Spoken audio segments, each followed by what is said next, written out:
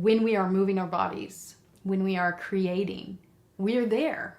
We're there in the moment. And I think that that's how we heal. It's just the way it is. You learn through your mistakes.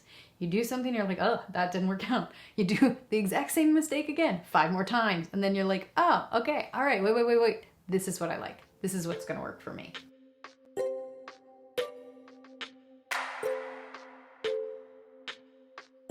So the lighting here is really weird. It's like here.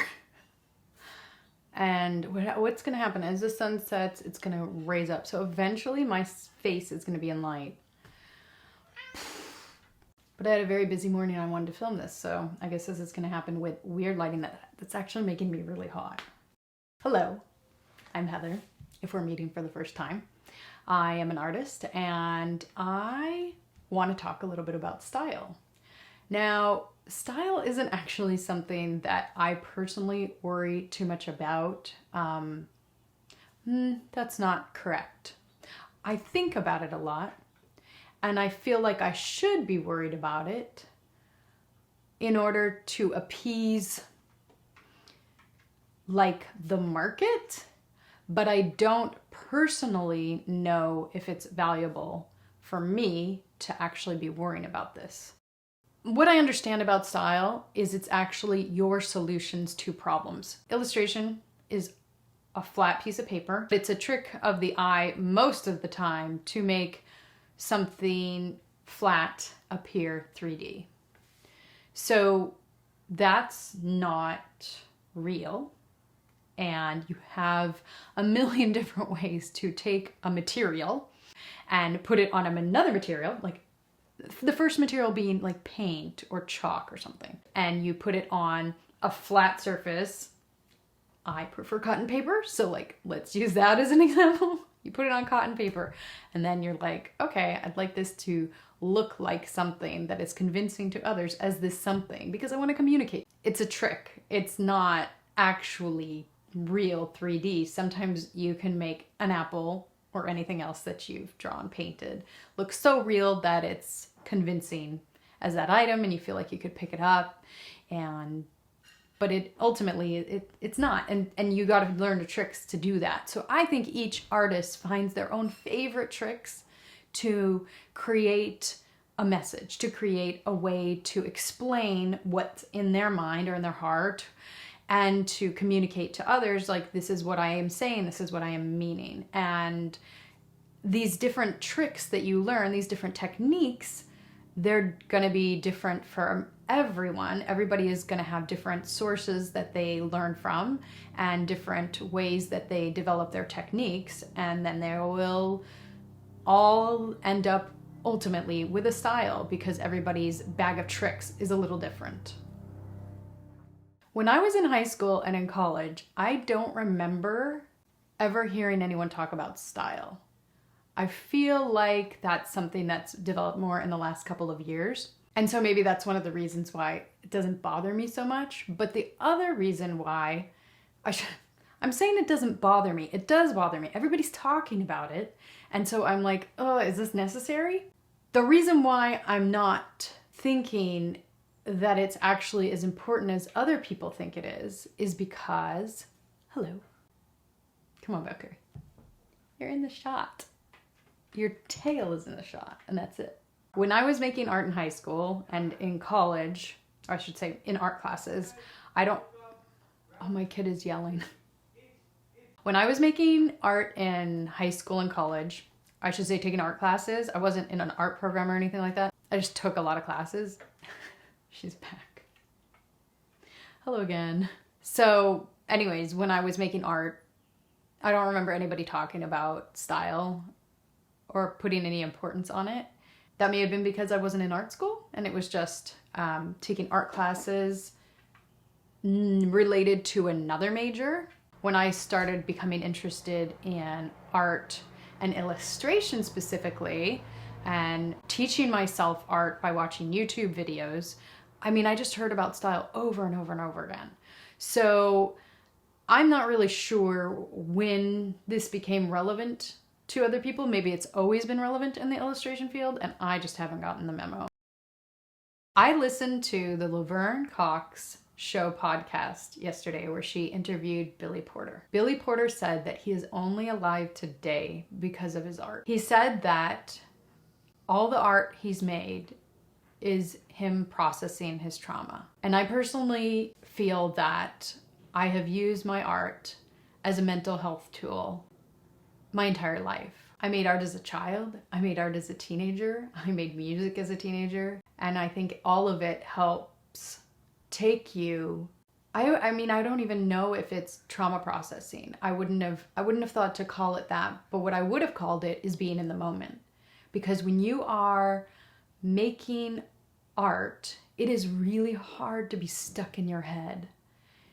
You're there with the materials. And I think that when you're there with the materials and you're there moving them across the page and you're using them, you are being your true authentic self. Unless it's just a really bad day and you are sitting there criticizing yourself as you move the materials across the page, which can happen. But for the most part, when we are moving our bodies, when we are creating, we're there. We're there in the moment. And I think that that's how we heal. As an adult, I really stopped making art once I had kids. It just wasn't a top priority. And then I needed something just for myself. And so I started making clothing. And I found that, wow, that was a lot of work and took a lot of time and kind of conflicted with the homeschooling thing. And so then I started painting on clothing. And that was a little bit quicker and a little bit more rewarding and fit a little bit better with that sort of thing, but I couldn't really take it out of the house. So then I started painting in sketchbooks at coffee shops when my kids were in classes or doing whatever activities they were, and that was a great fit for motherhood. I also wanted to draw on paper so I could get better at painting on clothes, and eventually just decided painting on paper was good enough. And a lot of it's because that you're in the moment. Like, the purpose of this art is to be here, be present. I hope that my art can be good enough that other people will be banging down my doors to buy it one day or hire me. If that doesn't happen, though, it's still already served its purpose. It has created peace within me, and that is good enough. Making art for me is an enjoyable, interactive meditation. Sometimes I like the results and sometimes I don't. And most of the time I don't. And that's okay, because it was the process that was important, not the final product. The final product can be really important when you are a professional artist. However, I think that anytime you have engaged in the act of art, you are getting a benefit, even if it would not be monetary in the long run. The other thing is, the more bad art you make, the better. Like, you have to make bad art to make good art. It's just the way it is. You learn through your mistakes. You do something, you're like, oh, that didn't work out. You do the exact same mistake again 5 more times. And then you're like, oh, okay, all right, wait. This is what I like. This is what's gonna work for me. Sometimes though, I really worry that all I've ever make is bad art. And so I actually I'm pointing to my studio wall here.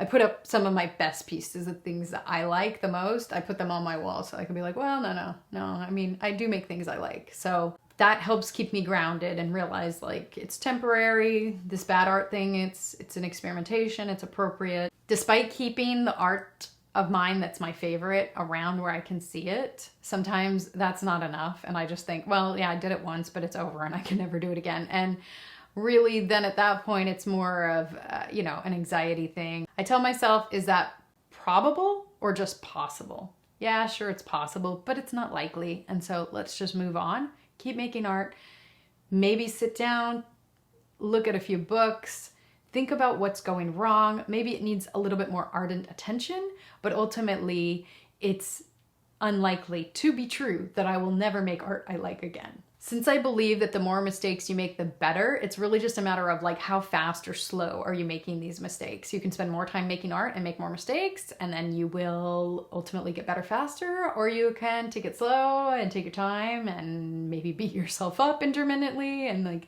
be like, I can't make anything. And then you'll end up maybe, failing more slowly. And so you are less successful in the long run.